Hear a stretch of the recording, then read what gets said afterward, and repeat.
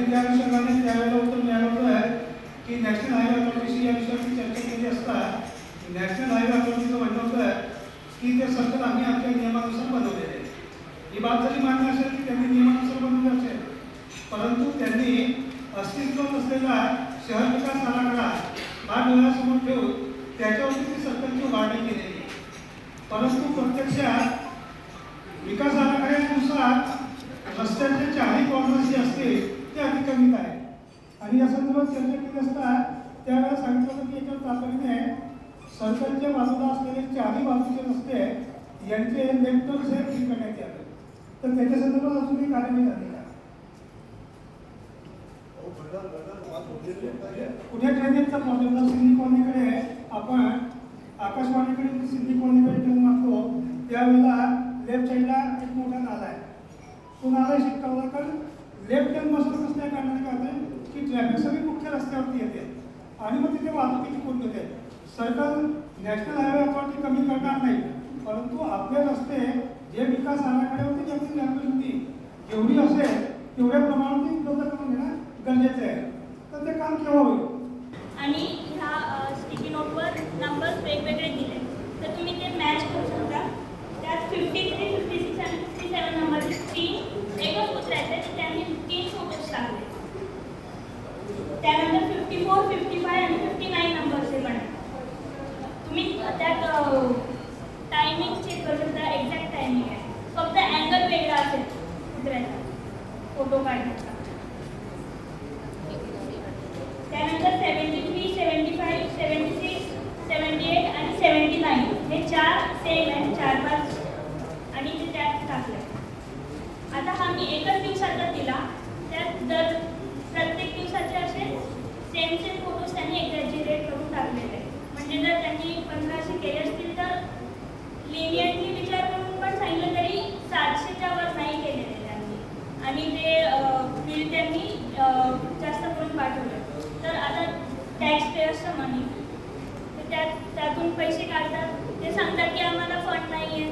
ते सांगतात की कुत्रे वाढले, कुत्र्यांना बाहेर सोडून देतात, ऑपरेशन करत नाही आणि लोकांना उलटं सांगतात की आम्हाला वरतून ऑर्डर्स दिले की कुत्र्यांना बाहेर सोडायचं असं म्हणून. तर हे चुकीचं मला असं वाटतं खूप चुकीचं होत आहे.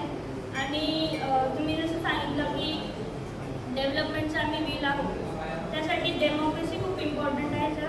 आणि मला असं वाटतं बिल्डिंगच्या आत पाय ठेवला की डेमोक्रेसी संपते आणि ब्युरोक्रेसी स्टार्ट होते. तर त्याबद्दल तुम्ही काही करायला हवं आणि जे जे रिस्पॉन्सिबल आहे त्यांना प्लीज त्यांच्यावर कडक कारवाई करायला हवी. खूप महत्त्वाचा शब्द साहेब आपला. अनेक कामं आपली ही या समन्वयाच्या अभावीच रखडली गेलेली आहे. आता इथे चौकातल्या अतिक्रमणांचा विषय आला, डिवायडरमुळे होणाऱ्या त्रासाचा विषय आला. याच्याच अनुषंगाने एक लक्षात आणून देते आहे.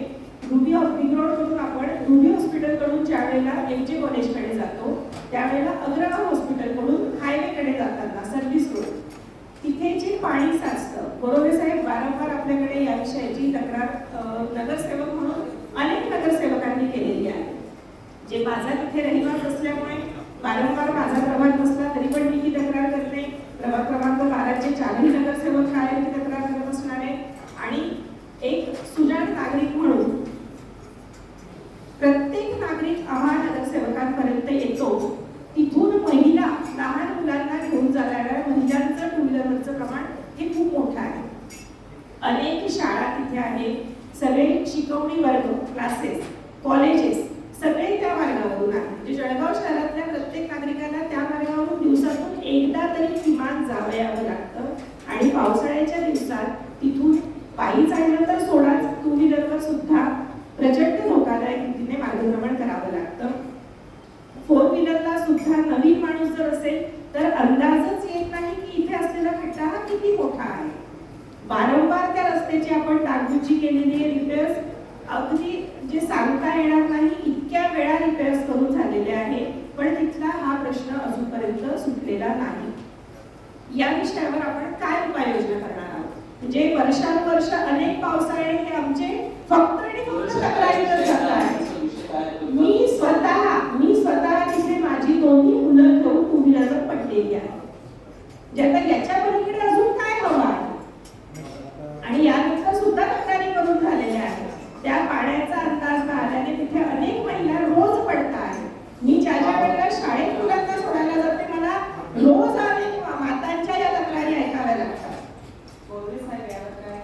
अंडरपास आहे हायवेच्यावरती बांधकाम केलेले. त्या ठिकाणी जेव्हा दिशाची मिटिंग झाली जिल्हा अधिकारी कार्यालयामध्ये, त्यावेळेला तिथे खासदार महोदया मॅडम जे त्यांनी नॅशनल हायवेच्या लोकांना आदेश दिले की तुम्ही फक्त या ठिकाणी ब्रिज बांधकाम केलेलं आहे, याच्या आजूबाजूचा कोणत्याच प्रकारचा पाण्याचा निचरा होईल अशी व्यवस्था तुम्ही ठेवलेली. महानगरपालिकेला ज्या वेळेला तुम्ही ताब्यात द्याल त्याच्या आधी ही संपूर्ण व्यवस्था नॅशनल हायवे विभागाने पूर्ण करून त्यानंतरच त्यांनी ती ताब्यात द्यावी असं निर्देश त्यांनी त्या ठिकाणी दिलेले आहेत. अजूनपर्यंत त्यांनी काही केले निर्देश दिलेले आहे. हे सगळे उत्तर आपण दोघांनी वारंवार ज्या वेळेला पाठपुरावा केला होता, अगदी नहीचे सिन्हा साहेब होते त्यांच्या केबिनला जाऊन पण आपण मीटिंग घेतलेल्या आहे. त्यावेळेला सुद्धा आपण ह्याच मुद्द्यांपर्यंत येऊन पोहोचलेलो आहे, पण ते होत नाही ना साहेब. आणि ते आपल्या ताब्यात येतील, ती घटना घडेल तोपर्यंत आपण हे फक्त बघायचंय का? आम्ही नगरसेवक म्हणून नागरिकांसमोर फक्त खाली मान घालून उभं राहायचंय का? तिथलं नियोजन करता येईल त्या अनुषंगाने आखलंय. जर आमच्यासारखा नगरसेवक जर जाऊन तिथं पाणी कसं स्तोत्र जाऊ शकतं, उतार कसा आहे या माध्यमातून जर आपण नियोजन करू तर इंजिनियर, सिटी इंजिनियर असतील किंवा वार्डातले इंजिनियर असतील यांनी काय ते त्या बाबतीत लक्ष देत नाही. आपण काल आपण पाहिला असेल तो व्हिडिओ फिरले आणि त्या बाबतीतले प्रश्न विचारले गेले. तिथं आपण खेडकी पंचायत समितीच्या बाजूने इतके गड्डे झालेले आहेत की ते गड्डे आतापर्यंत का बुजले नाही. म्हणजे पाणी तिथं स्लोप राहिला असता तर मला असं वाटतं तिथं पाणी साचलं नसतं आणि त्या अनुषंगाने आजपर्यंत आपण तिथले खड्डे का बुजले नाही असं मी शहर अभियंत्यांना विचारू इच्छितो की आपलं घर म्हणजे तिथे जिल्हा परिषद आहे, आपलं गावातला एरिया आहे, तिथं पाणी साचतं. त्याचप्रमाणे ही नटवळ टाकीचा जुना चौक ह्या चौकामध्ये नेहमी थोडाही पाऊस झाला तर याला कारण काय आहे मॅडम की आपल्या SP ऑफिस पासून म्हणजे जिथून टेलिफोन ऑफिस पासून तर पाणी हे सर्व पूर्णपणे खाली येतं.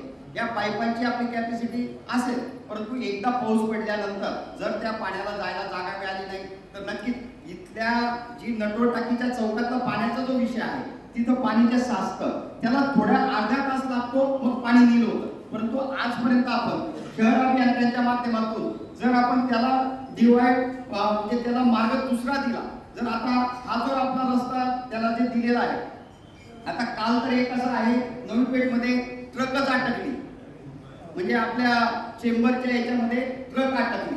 म्हणजे अशा प्रकारे जर काम निकृष्ट होत असेल तर त्याला जबाबदार कोण?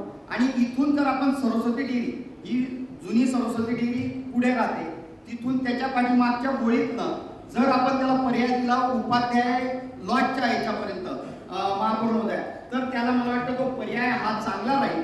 इथं पाणी साचणार नाही कारण की ह्या चौकात जे पाणी साचतं त्याला 3 पर्यायातनं जर गेलं पाणी. आज इथून एक ह्या नवजवान म्हणजे आपला खादी ग्राम उद्योगाच्याकडे रस्ता आहे, एक वृंदाबूत डेपोचा रस्ता आहे आणि हाही एक जर गटर ही क्रॉसिंग केली कारण की येणाऱ्या काळामध्ये आपला हा रोड कॉन्क्रिटीकरण होतोय.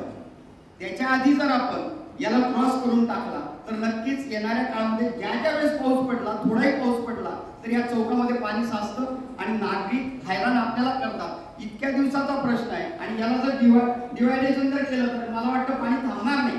शहर अभियंता आपलं काय म्हणणं त्याच्यावरती?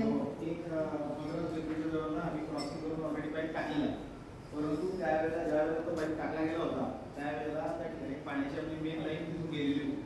त्यामुळे आपल्याला त्या पाण्याच्या पाईपलाईनच्या वरतूनच क्रॉसिंग करून तो पाईपलाईन तिथे न्यावी लागली. आता ती पाण्याची पाईपलाईन आपण डेड केलेली म्हणजे आता ती बंद झालेली थोडं. त्याच्यामुळे आपल्याला कॉन्क्रीटचा रोड जोपर्यंत सुरू झाला त्याच्या आधी आपल्याला ते काम तिथून क्रॉस टाकावं आणि त्याला तिथून मागून जुने सरस्वती डेअरीच्या मागच्या गोळीतनं जर आपण गेला तर मला वाटतं त्या उपाध्याय म्हणजे आम्ही तुम्हाला सुचवतोय की त्याचा स्लोप जर गेला ना तर इथे पाणी साचणार नाही. मॅडम असे 2-3 स्पॉट जे आहेत एक टेलिफोन ऑफिसच्या मागच्या बाजूला ज्या माध्यमातून ज्या वेळेस जर वरती पाऊस झाला तर त्या माध्यमातून गटारीला मोठ्या प्रमाणावरती आयुक्तमध्ये पाणी येतं आणि रामदेव बाबा मंदिराच्या समोर एक गटर आहे तिला अक्षरशः वरती 2-3 फूट आपल्याला असं कंपाऊंड वॉल टाईप बांधावं लागलाय कारण की घरांमध्ये ते पाणी साचतं, लोकांच्या घरांमध्ये डायरेक्टली जातं. तर तिथे काय झालेलं आहे टेलिफोनच्या ज्या जुन्या लाईनी आहेत टेलिफोनचे जे पाईप आहेत त्या पाईप वरती गटारींमधल्या आपल्या गटारींना अटकतात. तिथेच काय आहे पुढे समर्थ हॉस्पिटल आहे तिथं त्याच रोड आणि सिंधी कॉलनीच्या पुढे तिथं आहे. नंतर इथं आमचं बीजे मार्केटला आहे. या बीजे मार्केटच्या इथं ज्या वेळेस प्रॉब्लेम येतो पुष्पलता बेंडाळे चौकात पाणी साचतं त्या पाईपलाईन या खुशाल गटारीतनं अर्धी गटर चोकअप म्हणजे एकतर आपली गटर मोकळ्या केल्या तरी त्या माध्यमातून काय होतं, त्या गटरींना चोकअप करायला हे पाईप जबाबदार आहे. तर याचंही नियोजन, कारण की मला वाटतं शहरामध्ये आता आपण बऱ्याच प्रमाणावरती टेलिफोनचं जाळं बदललेलं आहे, टेलिफोन बरेच कमी झालेले आहेत. त्या अनुषंगाने जे चालू असतील, जे त्यांनी जर वरतून ते जर पुन्हा टाकले तर त्या माध्यमातून तो मार्ग निघेल.